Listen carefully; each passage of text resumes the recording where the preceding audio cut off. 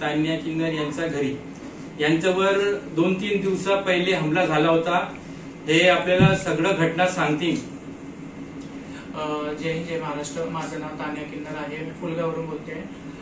माझ्यावरती माग 20 तारखेला डीआरओ ऑफिसजवळ हल्ला झाला होता।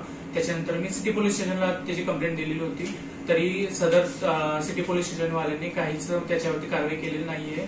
त्याच्यानंतर 14 एप्रिलला म्हणजे रात्री 15 तारखेला ते परत आले होते माझ्या घरी 2:30 वाजता। त्यांनी माझ्यावर परत हमला करण्याची कोशिश केली, पण मी झोपले होते, खाली लॉक लावला होता, त्याच्यामुळे त्यांनी फक्त घर माझं ठोकलं आणि त्यांना आवाज दिला। त्याच्यानंतर मी उठले, ते पडून गेले। त्याच्यानंतर मी वरंगा पोलीस स्टेशनला ही निवेदन दिलेलं आहे, कंप्लेंट दिलेली आहे। आणि सदर 17 तारखेला पण ते माझ्या घरी आले आणि त्यांनी 3 लोक होते, त्यांनी माझ्या घरी येऊन माझी गाडी पेटवली, पेट्रोल टाकून गाडी पेटवण्याचा प्रयत्न केला आणि त्याच्यानंतर माझं घर पण पेटवण्याचा प्रयत्न केला।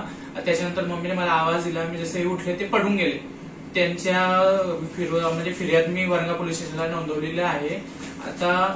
आता बघू ते काय कारवाई करतात, तरी आतापर्यंत सदर कोणती कारवाई झालेली नाहीये। त्याच्यानंतर आता मी एसपी साहेबांना किंवा कलेक्टर साहेबांना यांना निवेदन देणार आहे की माझ्या जीवाला धोका आहे आणि माझ्या जीवाला यांच्यापासून धोका आहे आणि मी आता सदर फक्त एकटीच लढाई लढत आहे आणि मला कोणाचा सपोर्ट नाहीये। भुसावळला पण तुमच्याकडे झाला होता ना? हो, भुसावळला पण माझ्यावरती हमला झाला होता डीआरएम ऑफिस जवळ। रिक्वेस्ट करते की यांना काहीतरी आळा घालावा। हे जे आपलं हिंसवृत्तीचे जे लोक आहेत यांच्यापासून मला धोका आहे आणि पोलीस प्रशासनाने यांना लवकरात लवकर अटक करावी आणि कठोर कारवाई करावी, कारण आम्ही गावगाव फिरतात आणि मी एकटीच असते, ज्यामुळे मला जीवाला खूप धोका आहे।